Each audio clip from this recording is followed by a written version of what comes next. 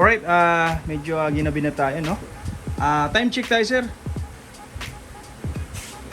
10:35 na po ng gabi, no?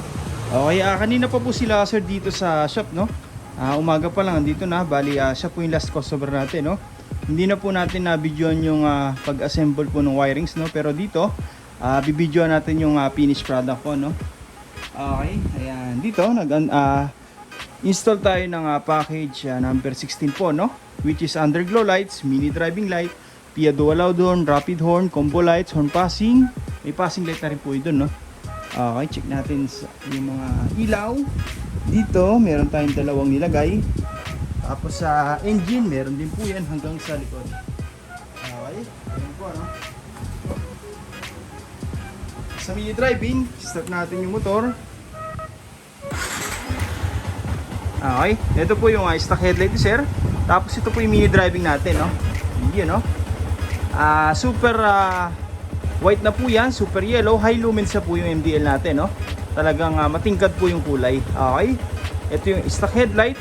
Kung mapapansin nyo, medyo mahina po, no? Ito yung mini driving, high low, tapos passing light. Ayan, sasabay po yung headlight yan, mga sir, no?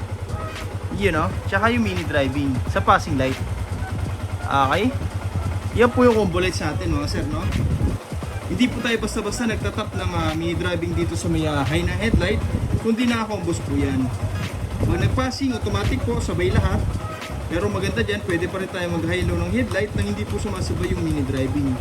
Pwede rin tayo mag-high low ng MDL nang hindi po sumasabay yung headlight. Okay, yun, no? Pero pag nag-passing, automatic, sabay lahat. Ang purpose natin dyan, mga sir, kaya pinagsabay po natin, no? Para kung sakali nag-hit tayo ng headlight, makakapag-passing pa rin tayo sa mini driving. Kahit mag-on po tayo ng mini driving, makakapag-passing light pa rin po. Hindi tayo mawala ng passing light, no? Kahit naka-on po yung high ng MDL, nag-passing, headlight naman po ang papalit. Iyan po yung combo lights natin, no? Okay?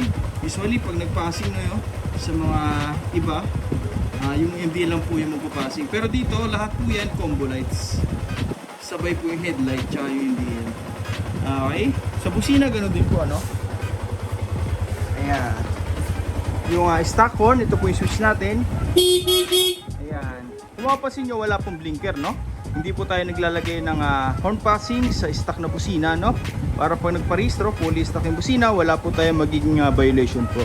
Stock horn, tapos yung loud horn, ito po yung switch. Press lang po natin yan kung gusto natin ng loud horn, no? Pag nagbusina tayo, doon na po iilaw yung mini driving tsaka yung headlight. Yan, no? Hindi na po natin matetesting ng madiinan po, no? Kasi medyo gabi na, may mga tulog na po sa kapitbahay, no? Ayan. Tapos rapid horn, long press lang po natin tong horn switch, no? Okay, ayan. Pitik-pitik na lang tayo. Okay, passing light. Kahit naka-on po yung mini driving, nag-passing, meron pa rin. Nag-on tayo ng MDL, high, nag-passing, meron pa rin. High tayo ng headlight, nag-passing, meron pa rin ilaw. Okay, iyon, no? Sa busina, ganun din po yung setup natin, no? Sa loud horn. Switch ng underglow lights, ito po, no? Okay, para pwedeng patayin kung sakaling hindi po gagamitin.